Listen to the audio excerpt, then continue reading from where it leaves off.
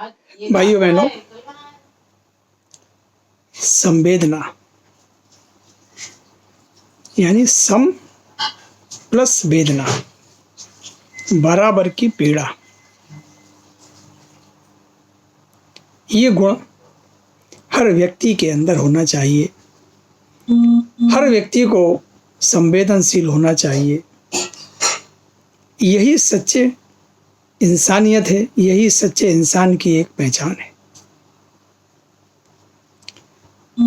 एक छोटी सी कहानी के माध्यम से इस बात को और अच्छी तरह से समझते हैं।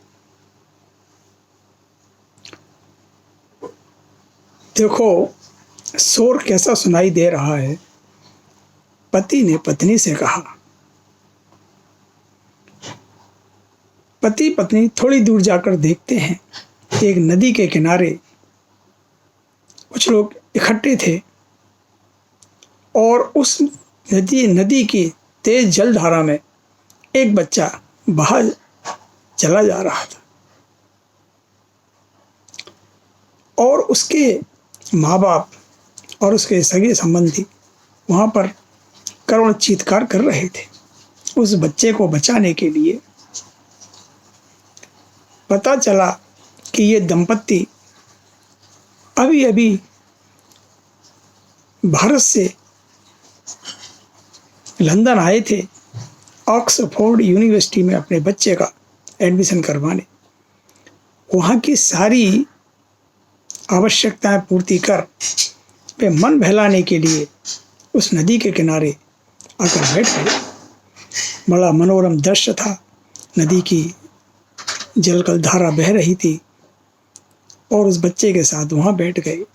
पर अचानक वो बच्चा उस नदी की जलधारा में पैर फिसलने के कारण बह गया। सभी लोग उसको बचाने की गुहार कर रहे, सभी चिल्ला रहे, लेकिन कोई भी इतना साहस नहीं कर रहा उस बच्चे को बचाने के लिए।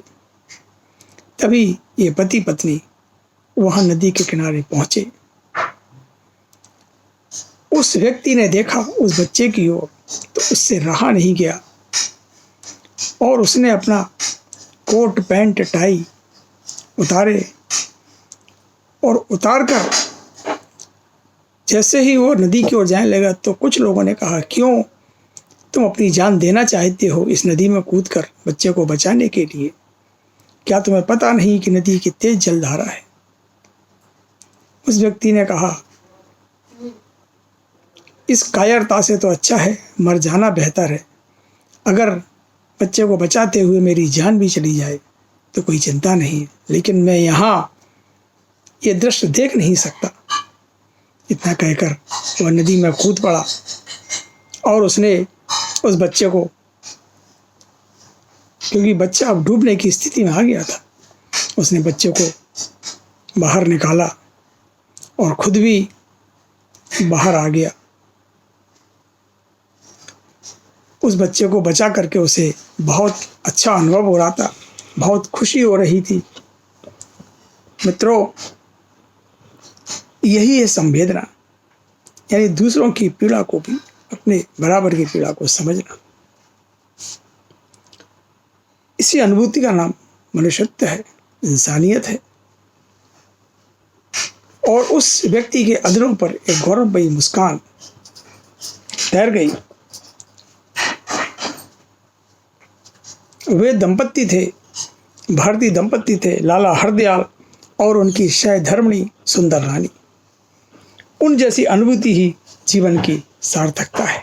इसी को इंसानियत कहते हैं, इसी को संवेदनशीलता कहते हैं और इसी को ही मनुष्यत्व, इंसानियत कहते हैं।